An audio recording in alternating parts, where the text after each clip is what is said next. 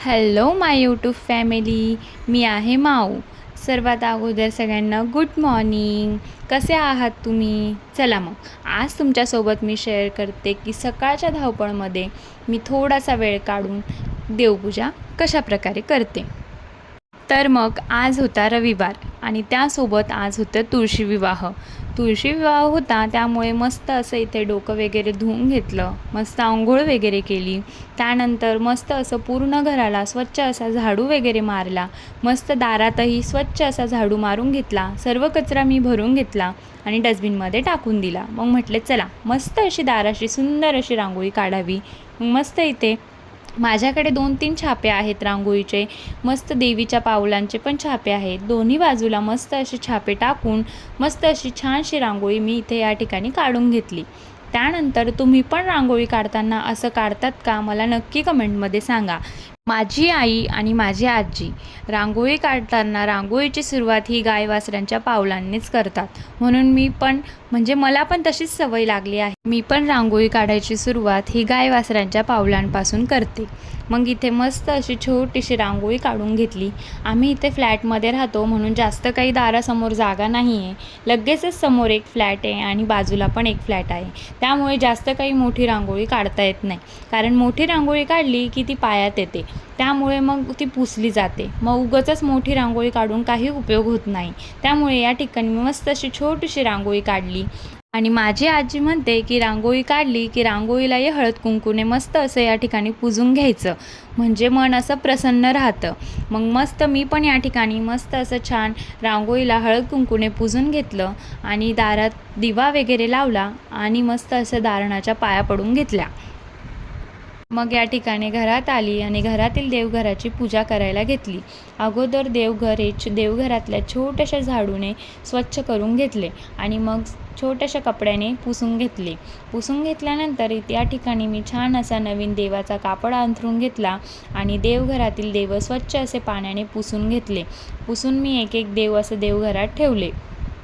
मला या ठिकाणी एक गोष्ट कळत नाही की मी भरपूर अशा रील्स बघितल्या, त्यामध्ये भरपूर जण असं म्हणतात की देवघरात लाल कपडा वापरायचा नाही, पिवळ्या कलरचं वस्त्र वापरायचं, गुलाबी कलरचं वस्त्र वापरायचं. खरंच असं करतात का? मला नक्की कमेंटमध्ये सांगा. पण माझी आजी आणि माझी आई अगोदरपासून देवघरामध्ये लाल कलरचेच वस्त्र वापरतात. त्यामुळे मीही लाल कलरचेच वस्त्र वापरते. तुम्ही जर वेगळ्या कोणत्या कलरचं वस्त्र वापरत असाल किंवा त्यामागचं काही कारण असेल तर मला नक्की कमेंटमध्ये सांगा. मग या ठिकाणी मी मस्त आमच्या कुलदेवतेचा फोटो वगैरे छान असा पुसून घेतला. सगळ्या देवांना मी छान असं पुसून देवघरामध्ये मांडून घेतलं. आणि तुम्ही देवांना कोणता गंध लावतात मला नक्की सांगा. मी या ठिकाणी गुलाबी कलरचं चंदन मिळतं, त्या चंदनाने प्रत्येक देवांना टिका ह्या लावत असते. कारण लाल कुंकवाचे भरपूर असे डाग देवांच्या कपाळावर पडून जातात. मग ते डाग लवकरात लवकर निघत नाही आणि चांगलेही ते देवांवर दिसत नाही. त्यामुळे मी मस्त इथे चंदनाचा टिळा वापरते. त्यानंतर मी देवासमोर मस्त इथे छोटीशी अशी रांगोळी काढून घेतली आणि रांगोळीलाही हळद कुंकूने छान असं पुजून घेतलं. त्यानंतर देवासमोर दिवा लावून आणि अगरबत्ती दाखवून छान अशा देवाच्या पाया पडून घेतल्या. माझं देवघर एकदम छोटंसं असल्याने त्यासमोर जास्त अशी काही मोठी रांगोळी काढता येत नाही. त्यामुळे मी या ठिकाणी छोटीशी अशी रांगोळी काढून घेते. त्यानंतर देवाला छान असं आरती ओवाळून घेतली आणि मस्त या ठिकाणी आरती ओवाळून देवाच्या पाया पडून घेतल्या. त्यानंतर मी छान अशी देवपूजा करून घेते. आणि तुम्हाला माझं छोटंसं असं देवघर आणि छोटीशी अशी पूजा कशी वाटली नक्की मला कमेंटमध्ये कळवा. त्यानंतर मी आमच्या हॉलमध्ये असलेल्या गणपती बाप्पाच्या फोटोलाही अगरबत्ती ओवाळून घेतली आणि मग मस्त असं तुळशीजवळही अगरबत्ती ओवाळून छान अशी अगरबत्ती दाखवली. सकाळची देवपूजा आणि रांगोळी काढल्यानंतर मन किती प्रसन्न वाटतं ना. घरामध्ये एक पॉझिटिव्ह एनर्जी येते. खूप छान वाटतं आणि पुढच्या कामं करायला पण आपल्याला जरा बरं वाटतं. म्हटलं चला माझं पिल्लू झोपलं आहे तोपर्यंत किचनमधली काही उरलेली कामे करून घ्यावी. कारण एकदा का ती उठली की कुठे ती मला सोडते, मग तिलाच घेऊन मला बसावं लागतं, म्हणजे तिला सांभाळावं लागतं. म्हटलं चला अगोदर गॅसच क्लीन करून घेते. गॅस स्वयंपाक करत असताना भरपूर असा खराब होऊन जातो. गॅस जास्त खराब नसला की तेव्हा मी ओल्या कापडाने पुसून घेते, पण जर का गॅस भरपूर जास्त खराब असला की मग त्याला घासावंच लागतं. मग गॅस घासत असताना मग मी वरची समोरची फरशी पण छान अशी पुसून घेते आणि पाण्याने स्वच्छ करून घेते आणि त्यानंतर छान असं ओल्या कपड्याने मस्त पुसून घेते. गॅस क्लीन केल्यानंतर असं वाटतं की किचनमधलं निम्मं काम हे आपलं संपलं, नाही का? गॅस आणि किचन वटा खराब असलं की आपल्याला स्वयंपाक करायलाही मन लागत नाही. भरपूर असा कंटाळा येतो. त्यामुळे किचन आणि गॅस आपला नेहमी आपण स्वच्छ ठेवायला हवा. त्यानंतर सकाळची चहा पाण्याची काही भांडे होती, ती मी या ठिकाणी धुवायला घेतली.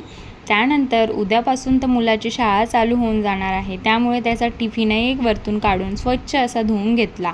मग आहेच उद्यापासून सकाळीच टिफिन करायचं, मुलांची तयारी करायची, मुलाचं आवरून द्यायचं.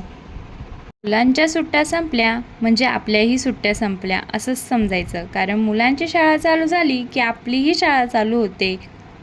कारण त्यांच्या उठायच्या अगोदर आपल्यालाच उठावं लागतं, त्यांचा टिफिन बनवावा लागतो. आणि टिफिनचं पण असं आहे की त्यांच्या स्कूलमधून जे त्यांचं डाएट प्लॅन असतो त्यानुसार त्यांना टिफिन बनवून द्यावा लागतो. त्यानंतर मी बेसिंगमध्ये जमलेला सर्व कचरा डस्टबिनमध्ये टाकून दिला. त्यानंतर मस्त या ठिकाणी किचन ओट्यावरील मस्त असं क्लीन करून घेतलं आणि बेसिंगही घासून घेतलं.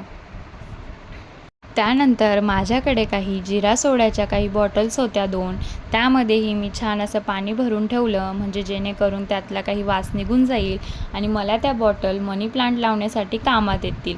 तुम्ही पण असंच करतात का? तुमच्याकडे काही रिकाम्या बॉटल्स असल्यात की त्याही तुम्ही धुवून घेतात का? का फेकून देतात? मला नक्की सांगा. मी या ठिकाणी त्या बॉटल्स धुवून घेते, कारण मस्त त्यामध्ये मनी प्लांट लावता येतो किंवा काहीही कोणत्याही प्रकारचं पाण्यातलं रोप लावता येतं आणि ते घरामध्ये कुठेही ठेवलं की खूप सुंदर दिसतं. त्यानंतर मी मस्त असं बेसिन क्लीन करून घेतलं, छान असं वायपरने पाणी काढून घेतलं आणि कपड्याने छान असं पुसून घेतलं. त्यानंतर मी किचन कट्टा पुसायचा जो कापड आहे त्यालाही मस्त स्वच्छ इथे बेसिंगमध्ये छान असं धुवून घेतलं आणि वाळवून घेतला आणि बेसिंगमधलं सगळं पाणीही काढून घेतलं. मस्त या ठिकाणी मी हँडवॉशने छान असं हँडवॉश करून घेतले आणि मग बघा त्यानंतर माझं किचन किती स्वच्छ दिसत आहे. असं स्वच्छ आणि नीटनेटकं किचन बघून किती छान वाटतं ना. पण काही नाही, थोड्या वेळ अजून स्वयंपाक करायला घेतलं की परत ते जसं ना तसं होतं. चला, माझी पिल्लू उठली, तिच्यासाठी मी छान असं या ठिकाणी सॅरेलॅक बनवायला घेतलं आणि मी माझ्या पिल्लूसाठी सॅरेलॅक हे घरीच बनवत असते. मी तिला बाहेरचं कोणत्याही प्रकारचं सॅरेलॅक इथे वापरत नाही. मी ते घरीच बनवलं आहे. तुम्हाला जर त्याची रेसिपी हवी असेल तर मला कमेंटमध्ये नक्की सांगा, मी तुम्हाला नक्की त्याची रेसिपी देईल. आणि खरंच ते खूप छान असतं मुलांसाठी. सर्व डाळी त्यामध्ये मिक्स असतात. ते खरंच मुलांसाठी भरपूर असं पौष्टिक आहे. मग या ठिकाणी मी तिला भरवत आहे आणि ती पण खूप मस्त आवडीने ते खाते. तिला भूक लागल्यावर तिला काही दम निघत नाही. कसं असतं ना लहान मुलांचं. मग आमचे हे काही कामानिमित्त घरी आले होते. मग त्यांना म्हटलं, घरी आलेच आहात तर दुपारची चहा आमच्यासोबत पिऊनच जा. मग त्यानंतर त्यांच्यासाठी छान इथे चहा बनवली आणि मग आम्ही दोघांनी मस्त इथे गप्पा मारत ही चहा मस्त एन्जॉय केली. चला मग, तुम्हाला जर माझा ब्लॉग आवडला असेल तर मला नक्की सांगा आणि माझ्या चॅनलला सबस्क्राईब करायला, लाईक करायला विसरू नका. चला मग, भेटूया नेक्स्ट ब्लॉगमध्ये. बाय.